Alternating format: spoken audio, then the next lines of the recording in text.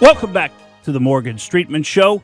Boy, after that barn burner on economics, I didn't even get back to talking about Andrew Warren, but we'll pick that up later in the show. But, I'm so excited, Pat, today because I've got a very special guest with me. We don't have Roxanne, but we have somebody pretty special in the studio with us today. Yes, we do. And this is so exciting because we've got a big election coming up, the big primary coming up August 23rd.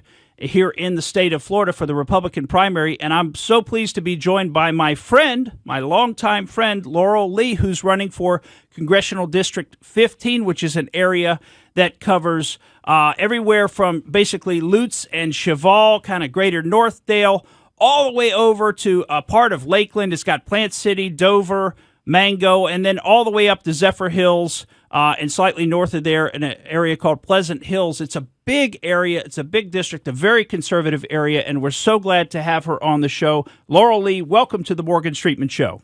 Thank you, Morgan. I'm glad to get to be here with you today. Well, it's a big treat for me because I've known you for a long time. I've known your husband for a long time. I think so highly of both of you, and I'm so excited that you're running. And as you know, of course, I'm a big supporter of yours in this election, and I think you are going to win the primary. But that's one of the reasons I wanted to have you on the show, is to kind of talk about some of what your history is, some of the reasons that you're running for this seat, and some of the topics that you're so interested in and focused on, just like we are here on the show, including the economy. So why don't you give the folks that are listening kind of just a little overview of who you are and why you're running for the spot? Absolutely. So on a personal level, I grew up in a military family. My father is a retired two-star general in the Air Force, and my mother is a retired public school teacher. So I moved all around as a child, went to the University of Florida for school, and came to Tampa to practice law. So most of my legal career here was as a federal prosecutor. That is what I was doing when Governor Rick Scott appointed me to be a circuit court judge.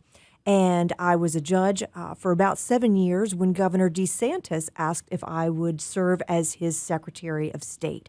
So I had the opportunity to go and serve that role in the DeSantis administration.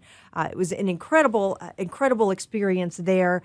And really, taken together, those things gave me the opportunity to really see and work on some of the greatest challenges that confront our state. Working in the criminal justice system, working in our courts, seeing the types of issues that affect everyday families.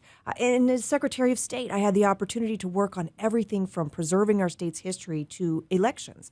And taken together, those experiences, I believe, prepare me very well to represent this community in Congress. Well, and let me just say, when you were on the circuit court bench, you were absolutely one of my very favorite judges there because you were always so prepared. You knew the law. You're whip smart. I mean, you mastered the law like very few that I've ever seen before, and you applied it. But you did so. You were so polite. You were so friendly to everybody. I really thought it was a master class in how to be an effective circuit court judge that you would put on every time I would be in front of you. And whether you ruled in my favor or against me, I always left feeling like I got a fair shake, like you understood the issues, and I really thought you were doing an amazing job. And I was sad to lose you when you did move up back into the state government role. I was sad to lose you there in the judiciary, but then I see you've done an amazing job there. I mean, you've covered important issues as the Secretary of State, like dealing with the state of Florida's elections. And I'd like you to talk a little bit about that because we look all over the country. We look at places like Georgia. We look at Michigan, Pennsylvania. Goodness gracious, what goes on in Pennsylvania, Arizona. I mean, there just seem to be problems everywhere with elections, and particularly with these mail-in ballots. But then I look at our state, Florida, and I look at the way that you ran the elections here in the state of Florida for the governor, and I'm so glad that he asked you to step into that role. But, we were able to run an excellent election. I mean, people who voted were able to vote, and the ballots didn't go to a bunch of people who shouldn't have been voting. They didn't go to the wrong addresses. Tell us a little bit about how you oversaw that process and made Florida just really the pinnacle of elections in the United States. Well, there are a few things that went into that. And one you actually touched on that goes all the way back to my judicial service. And it's really a question of having an appreciation and a respect for the law and for the separation of powers. And I know these are issues that you and I both care passionately about, but really it's an important important foundational piece of being an effective judge or being an effective election official. So one of the things that set Florida apart in this past election was that we did just that. We followed our laws. We have an election code. And at the state level and at the local level, all 67 of our supervisors of election did the same. And one of the challenges we saw in other states was that they deviated from their existing election code. They decided to do something different, whether it was send mail ballots to everybody or continue accepting ballots after Election Day. And in Florida, we did not do that. We followed our election code. We also did an immense amount of planning and preparation in advance. Elections take a lot of work on the logistics side, and so we had worked very hard to ensure that we were prepared. We were ready to meet. Obviously, Florida is a very large state, so we have to do what all the other states are doing. We just do it on a much larger scale. And the final thing where we really spent an extraordinary amount of time was working on our election infrastructure, both physical and cyber. That was a huge priority for Governor DeSantis from the outset of his administration. And so Florida is actually the first state in the country to have engaged in the level of partnership between state and local election officials to ensure that we really understand. We did a risk assessment statewide, understand exactly where are our strengths, where do we need to do more, and then we could work to shore up those places, whether it's with investments or with personnel, to make sure that we're prepared to meet any sort of threat from a foreign threat actor, domestic threat actor. So that was a huge priority for us, and it paid off in the end. Very, very glad to say we wanted to keep Florida out of the headlines this time, and we did it. Our election was secure, it was accurate, and we had results by 9 o'clock. Yeah, isn't that amazing? I mean, have we ever seen an election where they stopped counting? That was something that blew me away about the last election, when they stopped counting. But here in the state of Florida, we already knew what the count was. You didn't have to stop because it was 2 a.m, because we already had the results and we were already in bed. We knew what happened in the state of Florida, and that's a beautiful thing. And that's thanks to your hard work at doing that. But I want you to talk a little bit more, if you can, and obviously you can't get into any details that we couldn't disclose publicly, but talk a little bit more about some of how we looked at local infrastructure, particularly from a cybersecurity perspective, because that's what is on a lot of people's mind, is the ability to essentially hack an election and to do it at the local level, gaining access to the systems, because maybe the local folks aren't as sophisticated as some of the national folks in cybersecurity. Well, Floridians can have a very high level of confidence in where their elections infrastructure stands. So we as a state committed that no county election official was going to be left to stand alone to face foreign threat actors. So we partnered with them and ensured that they had access not only to the tools and supplies and the dollars, but we also forged really close partnerships with our federal law enforcement partners. So I spent a lot of time working with and in briefings with our partners from the FBI, Homeland Security, and others to ensure that we had the best threat intelligence information and could use that to inform where we made investments. There are many, many safeguards in place to ensure that that type of interference cannot happen at the local level, including the fact that our voting systems are never connected to the internet during voting. Another interesting feature of our elections law is that we conduct pre- and post-election audits by law in every election cycle. So, of course, that was done in 2020. And so that's how we can be sure that our systems are ready, that they're tabulating correctly, and that they will tabulate correctly on Election Day. And, of course, our post-election audit demonstrated that our election results were accurate.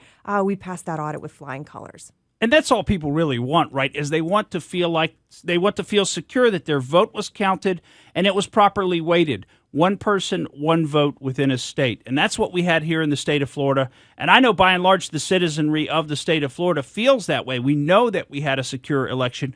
Maybe some people are not so sure about those other states, some of the ones that I mentioned, but at least we know in the state of Florida that it was secure. And I thank you for your hard work with that. And I think you did such a great job on that issue. And, your term as Secretary of State, you did a great job. I mean, I was amazed at how well the Department of State was running. And I will say that immediately after you left, some changes have been occurring there, but I thought you did a fantastic job. Now, I think the changes are part of a shift in the infrastructure of the Department of State that is taking place right now as they upgrade the systems, which has been a long time coming. I know you worked on some of that, getting prepared for some of that before you left, but there's some big upgrades. And I tell you, a lot of folks are experiencing just at the practical level, long waits to have changes show up online. I've got that with a number of my clients who've made changes to their corporate structures or added people, and they're having to wait, some of them up to about 2 months just to have those changes show up online, and that becomes important in the banking. But that was all after you left. So I just happened to notice that while you were there, everything was running so smoothly and so effectively. Then you left, and all of a sudden, things were falling apart a little bit. But again, folks, that's part of a normal change that is actually taking place, and hopefully that'll be completed soon, and then it'll be all good for the future with the systems at the Department of State. We want to talk about the economy when we come back on the Morgan Streetman Show. Welcome back to the Morgan Streetman Show. Today we've got a very special guest with us, and that's Laurel Lee, who's running for Congressional District 15 here locally in the Tampa Bay area, basically northeastern Hillsborough County, and a really nice conservative district there that includes parts of Lakeland, Plant City, all the way over to Lutz and Cheval, and then up north of Zephyr Hills. Pat George, that's your district. That's my district. And what would you say about that race, Pat George? You focused in on that? You excited about Laurel's candidacy? Well, I wasn't until I met her today, and I find out how accomplished she is, and I go, well, let me check a little more into all of this. Isn't it amazing? And, one of the things that she's been so focused on throughout her career is law enforcement. And in particular, something that she's very passionate about here today as she's running is our southern border, the southern border of the United States. And it seems like it's awfully far away. But what's happening with the catch and release program is they're catching these people now. And, of course, they used to make them remain in Mexico, but now they're catching these people and they're just releasing them into our country again when they claim asylum. And that's, by the way, what groups that are funded by a lot of people like George Soros and other people of that mindset who want this flow of migration, they fund groups to go down there and teach people how to claim asylum. One of the news stories today was that they're catching and then they're releasing, and a lot of them, they can't ever find them again because it's always a bad name or a bad address. Well, I mean, would you show back up? Would you show back up? I mean, you've got a sanctuary city to go to, and by the way, these sanctuary cities, they want to call themselves sanctuary cities, but when the folks actually start showing up there, like Governor Abbott was busing people there from Texas, busing them to like Washington, D.C. and New York City, all of a sudden the sanctuaries don't really want those people coming there after all. But I want to hear from Laurel on this issue because she's very passionate about the border. I mean, how are we going to deal with? I understand that this year we're going to have about 5 million releasees into this. Just in 1 year, we're expected to have 5 million people, and they call it. I mean, they want to call it undocumented immigrants. They want to call it illegal immigration. But it's like I say, this is really not immigration. This is like kicking the door in and walking in because you're not following the legal process. You're not following the law. People want to come here. I understand that, but they're just coming in, whether they're allowed or not. And that's really not immigration. That's like an invasion. But tell us what you think about that, Laurel. Well, it's a very serious problem for us, Morgan, and it's not something that's just affecting our border towns. This is something that is a very serious issue really across the United States. And, I first was exposed to this problem a long time ago when I was a federal prosecutor, and we would see cases over and over again of a person who came to this country illegally, committed a serious crime, was prosecuted federally and deported, only to see them come back and do it again. Get deported, come back across our border and do it again. And I think that's one of the things that's really important for Americans to understand is it's not just people coming across our border. There are also some really dangerous criminal activities that accompany some of these individuals, including the trafficking of fentanyl, the trafficking of people. Human trafficking is running across our southern border. So, this is something that just has to stop. We are a nation of laws. We have a legal immigration process, and that's what we should be following. And when we say to the world, well, yes, we have all these laws on the books, but we're not going to follow them, that's just not the right message about who we are as a country, nor is it an immigration policy that can possibly be sustained without doing serious damage to our country. I mean, do we even really know who's coming across the border? Well, we do not, and it's a really important point. They once across the border, we have no effective system of tracking these folks, making sure that they come back for any sort of hearing after the fact. So the Biden policies just are not working. And yet we allow these groups, these non-governmental organizations, these so-called charities, and frankly, Catholic Charities is one of the big ones. We allow them to essentially move these people throughout the country, but we don't actually even know who the people are, like you say, and they're coming from countries without good documentation. And so we're essentially allowing them to just spread these illegal aliens, and that was a term of law. I don't think they're allowed to use it anymore, but it certainly is a term of law throughout the country, and we don't know who they are. I mean, that in and of itself is a form of human trafficking, isn't it?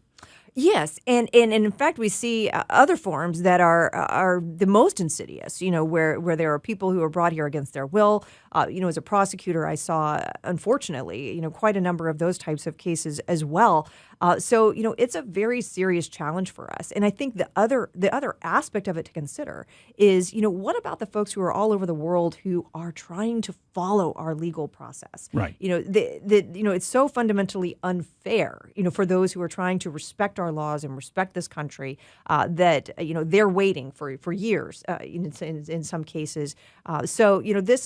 Any comprehensive immigration policy must begin with securing our southern border. Yeah. And we also don't know, I mean, there could be terrorists mixed in, right? I mean, if you were an Iranian sleeper cell, I mean, how would you move into the United States? I think probably the best way would be to cross the southern border, because that's what everyone else is doing. You could just blend right in. And we don't know how many of those types of folks have come in. We know we've caught some of them. And I would venture to say that logic would indicate that we haven't caught them all. Most likely some have made it through. So how many sleeper cells and terrorists have moved into the country when we weren't watching our border? And you mentioned fentanyl. I mean, that is a huge problem. How many people have died during the opioid crisis? A lot of them from fentanyl. How many people have we seen get caught with, 30,000 kilos of fentanyl? It's like enough if they dumped it in the water supply to kill everyone in every city in America. I mean, what in the world are they doing with that kind of that amount of these dangerous drugs, all of which, by the way, folks, originate? I mean, when you say all of it, I mean, it's such a high percentage. You might as well say all of it originates from China. And this is Chinese. Essentially, it's a form of a warfare against our country by seeding drugs into our country. Frankly, it's a little bit of a reverse of the opium wars that Britain engaged in against China, where they were pushing opium into China and pushing the consumption of that into China as a form of soft warfare. It's the reverse now with this fentanyl coming across the border, but it is a huge issue, and we've got to put a stop to it. Tell us, when you go to Congress, what are you going to do to try to fight on that issue, to try to fight for a secure border? Well, I do think that that's where, resolution of this issue needs to begin, is that we need to go back to, we see a very clear contrast between the policies in a Republican administration and the policies that we're getting from Joe Biden's administration. And we need to put an end to his approach to this problem and get back to the work of securing our southern border. And when folks from other countries knew we were going to be enforcing our laws, we saw they stopped trying to come across in the numbers that they are now. So, right now, I think there's an impression that it is open, that it's easy to come across. And so we need to revert back to sensible policies that are based in our country's existing laws and can control this flood of folks that we just don't know enough about and don't need coming into this country unlawfully. And I will say, this is the issue second only to the economy. This is the issue that I hear about the most from voters out on the campaign trail. I think that Floridians are very concerned about what this unlawful immigration means in their communities and how it can be stopped. And, the only bright spot is the fact that, Hispanic voters are in droves coming over now to the Republican Party. Now, I don't know if it's these folks that are coming in, but certainly a lot of the folks that have come here legally and who have come here from countries where socialism dominates, and this is going to lead right into the economy because socialism is not an economically effective policy. I mean, that entire worldview is going to destroy the country, destroy the economy, and that's right exactly where we're heading. And that's where the Biden administration, the Biden administration, is, as he might call it, is trying to push us. Now, let's talk about the economy because we've got a very serious problem in this country with inflation, with the rising costs. Thank God we don't live in some countries like Zimbabwe where the year-over-year inflation is in the hundreds, like 250 to 290% year-over-year. So prices are going up more than double, almost triple every year. Or like Turkey, it's about 80%, so prices are almost doubling every year. But I'll tell you what, I mean, I know people are feeling it here at the stores, these increases of 10, 15, 25, 30% in things like beef and chicken at the store. The types of things that you need to buy to live, the increases in the prices of vegetables. How are we going to deal with this economic situation that we're finding ourselves in thanks to the Biden administration? Well, it absolutely is the number one thing, the number one concern that I hear from voters when we go out on the campaign trail and we meet with our neighbors and business owners is this economy. And this Inflation Reduction Act that we're seeing out of Congress this week is anything but.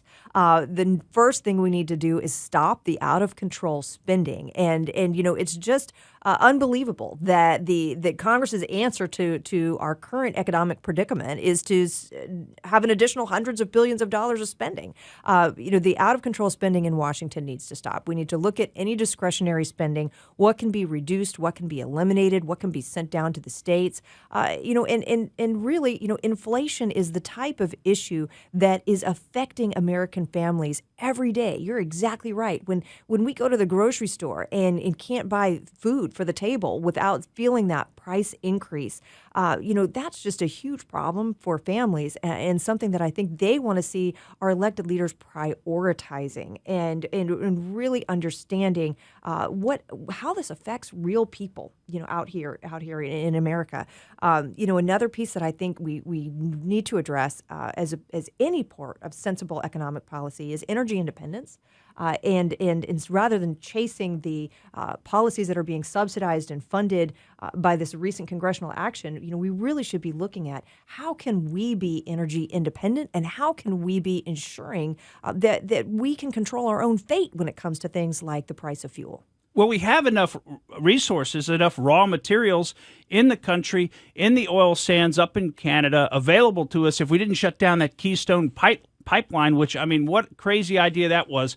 We got it basically built. It's ready to be turned on, and then we're just going to shut it down totally. I mean, we had the ability, and we were, when Donald Trump was in office, we became a net energy exporter. So we were energy independent. We have the resources to do it. We don't need to buy gas from the OPEC countries, including Russia and Saudi Arabia, and, of course, many others. We don't need to do that. And yet that's the situation we've put ourselves in. Well, let me ask you, can you stick around for the next segment? I know we didn't ask you originally to stay, but I want to keep talking on this economy issue and keep talking about the inflation issue because it's such an insidious, it's essentially like a hidden tax on people who are smart with their money, people who don't live in debt, people who save their money because the money that they've saved is declining in purchasing power day in and day out, and it's hurting those people, and that's such an important issue. It's one that people are really passionate about, and everything that the Biden administration is doing and their enablers in Congress are doing is creating all of the wrong incentives for this economy. And that's what economics is. It's a study of incentives. So you need to pay attention to what's being incentivized. We got some more on this when we come back. Welcome back to the Morgan Streetman Show, and we're so excited that our special guest, Laurel Lee, has decided to stay over with us into the final segment today. Could be a little bit of a dangerous move because, we usually have an out there, but I'm having so much fun talking to her today, and I want to keep talking about the economy. I think this is the most important issue that we're currently facing. And, I made some mention of this, and I want to kind of get her take on it, but economics, at least, now I am an economics graduate of the University of Florida, and my understanding of economics really is simplified to the point of economics is the study of incentives and their effect on human behavior. In a nutshell, that's what the study of economics is. So you have to think things that you're incentivizing or you're making profitable or palatable or better for people. It could be making it less worse. Those things you're going to get more of. So, for example, if we were looking at the border issue economically, because we're making it less bad for you to come across the border illegally, and then there are a bunch of non-governmental organizations that will move you into housing, that will give you cell phones, etc., we're making it less difficult for people to come here illegally, then we're going to get more of that. And that's exactly what we're seeing. And so that's the economic answer to that. Well, what we're doing with the economy, we're making it really not smart to save money in our economy, because if you sell your house and you take the equity and you put it in the bank and you sit on it, give it 2-3 years, and then you're not going to even be able to use that for a down payment for your next house. So people are being encouraged to take that money and then spend it immediately. And the smarter people, and this is sad to say, are being encouraged to go into more debt, because you know what? You can get the debt, and this is changing just a little bit, but you can get the debt at a cheaper rate than the rate of inflation. So if that's the case, then borrow as much money as you can, because it'll be cheaper to pay it back in the future. So they're incentivizing people to go into debt rather than to be smart with their money, rather than to save. And we've got to get on top of that. We've got to change that up. And remember, inflation only comes from one place, and that is the government creation of money. It is not the natural order of things. Money isn't just naturally affected by inflation, or the value of it diminished by inflation over time, although that's what a lot of people think, that inflation just sort of happens and it exists at a background level, and then sometimes it's worse, and a lot of those people think it's worse because of something like Vladimir Putin, or something like that. But those people are being misled, and they're being misled by the media, because inflation, again, only comes from one place. That's the government's creation of money out of thin air. And boy, oh boy, have they been doing that over the past couple of years with the COVID crisis. They have created more wealth than was created from the founding of the Republic, more money, I should say, than was created from the founding of the Republic to the year 2004 has been created in the last 2.5 years. And here we are again with the quote-unquote Inflation Reduction Act, and they're creating another $750 billion. And believe me, that's just going to be the beginning, because there are going to be more of these types of acts that are going to come and get passed in Congress, but hopefully not. Hopefully soon we're going to have a change in Congress, and hopefully Laurel Lee's going to be a part of that. But Laurel, tell us a little bit about what you intend to do when you go to Congress, and some of the folks that you've talked to and worked with, and how are we going to get this budget back on track? How are we going to get inflation back under control in this country? So one of the other important things to note about the Inflation Reduction Act, and that is such a misnomer, because I think it's going to have the absolute opposite effect. But, embedded therein are examples still of the government essentially trying to pick winners and losers. Exactly to your point, trying to incentivize certain types of behavior, certain types of economic activity, certain policy objectives that are embedded in there as if it were a purely economic concept. And that's one thing at the most basic level, I think is really an inappropriate function of government. The free market is what works best, because it is a pure response to consumer need, consumer interest, and that's where you'll see the development, the innovation, and true development of businesses that are serving the needs of communities. So, one principal issue that I want to see us pursuing in Washington is get out of the business of trying to pick economic winners and losers. And the second thing that I've seen a lot in talking to, farmers and business owners and people out there who are really, making our economy run is they just want the government to get out of the way. That, the government constructs regulatory schemes and burdens and obligations that really inhibit their ability to innovate, their ability to grow. And so any place that the federal government has constructed and is imposing a regulatory scheme that's inhibiting businesses, I think that's really something we need to take a look at and see if we can't do better.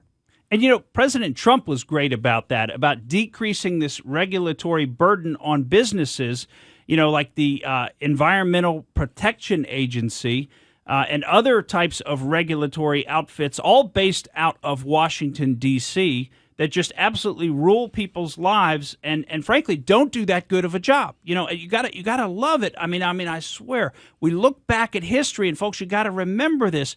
Prior to so-called Obamacare being made law, we were told what a broken medical system that we had and how we needed something to fix it. And this was going to be the answer. And, of course, they made sure that none of the actual policies came online until the end of Obama's administration. God forbid you actually be able to associate the policies outcomes, the policies and the outcomes that come from those policies with the person who put them into place, that being Obama.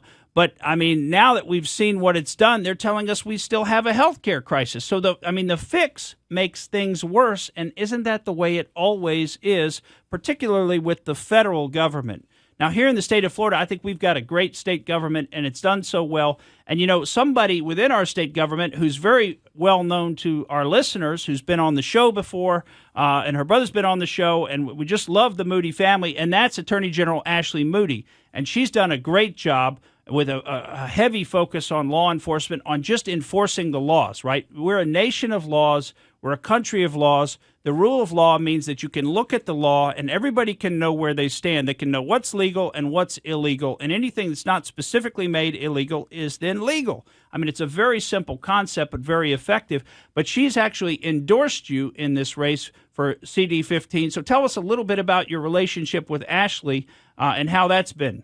Well, Florida is very fortunate to have Attorney General Ashley Moody. She does ensure that anybody who comes here, whether it's to work or visit or do business, is going to follow our laws. And she fights for Floridians and consumers every single day. So I am very honored to have her endorsement. We go back a long way.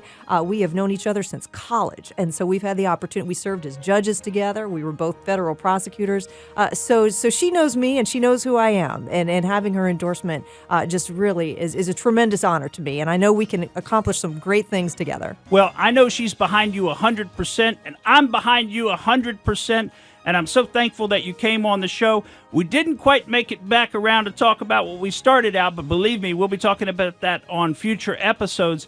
But folks, get out there and vote. Vote for Laurel Lee, Congressional District 15. She is an excellent candidate. She's going to do a great job in Congress, and we can't wait till August 23rd when she's going to win that election. I'm Morgan Streetman, and that's the way I see it. Thank you for listening to the Morgan Streetman Show. We hope you enjoyed what you heard, and if you did, please click like and subscribe to help us out. And remember that we recommend that you exercise your brain at least once a week.